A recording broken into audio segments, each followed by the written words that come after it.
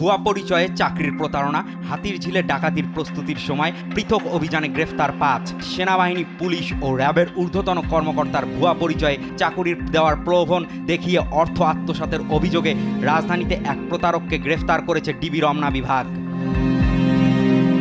গ্রেফতার মোহাম্মদ নুরুল চৌধুরীর কাছ থেকে উদ্ধার করা হয়েছে ভুয়া পাসপোর্ট, সেনাবাহিনীর মেজর ও র্যাবের কর্নেল পরিচয়ে তৈরি ভুয়া আইডি কার্ড, ওয়াকিটকি, সেনাবাহিনীর পোশাক, ভুয়া নিয়োগ বিজ্ঞপ্তি ও চাকরির আবেদন ফরম সহ বিভিন্ন আলামত। ডিবির দাবি, বিভিন্ন বাহিনীর কর্মকর্তার পরিচয় ব্যবহার করে বেকার যুবক, রিকশা চালক, শ্রমিক ও দিনমজুরদের চাকুরি দেওয়ার প্রলোভন দেখিয়ে প্রতারণা করতেন তিনি। সে দীর্ঘদিন যাবৎ ওই এলাকায় শিক্ষিত, অর্ধশিক্ষিত এবং শ্রমজীবী লোকের নিকট প্রতারণা করে আসছে যে সে তাদেরকে চাকরি দেবে এবং ভুয়া নিয়োগপত্র 2-4 জনের হাতে তুলে দিয়েছে।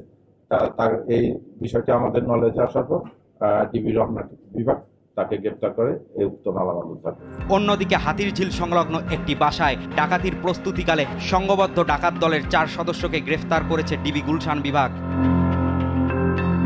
গ্রেফতার 4 জন হলেন মোহাম্মদ রাকিব, মোহাম্মদ রাশেদুল হাওলাদার, মোহাম্মদ জুবাইর ইসলাম ও বিজয় সরকার ওরফে ডেভিড। তাদের কাছ থেকে উদ্ধার করা হয়েছে 2টি বিদেশি পিস্তল, 2টি ম্যাগাজিন, 5 রাউন্ড গুলি, একটি খেলনা পিস্তল, 3টি চাপাতি, ককটেল ও একটি স্পাইক ড্যাগার।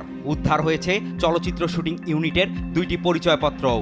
রাজধানীর হাতিরঝিল সংলগ্ন একটি বাসায় ডাকাতির প্রস্তুতিকালে সংঘবদ্ধ ডাকাত দলের 4 সদস্যকে গ্রেপ্তার করা হয়। এই সময় তাদের কাছ থেকে 2টি বিদেশি পিস্তল, 2টি ম্যাগাজিন, 5 রাউন্ড গুলি, একটি খেলনা পিস্তল, 3টি চাপাতি, 5টি ককটেল, একটা স্পাইক ড্যাগার, চলচ্চিত্র শুটিং ইউনিটের 2টি কার্ডও পাওয়া গেছে তাদের নিকট থেকে। ডিবি জানিয়েছে ডাকাত দলের আরও 2 সদস্যকে গ্রেফতারের অভিযান চলছে।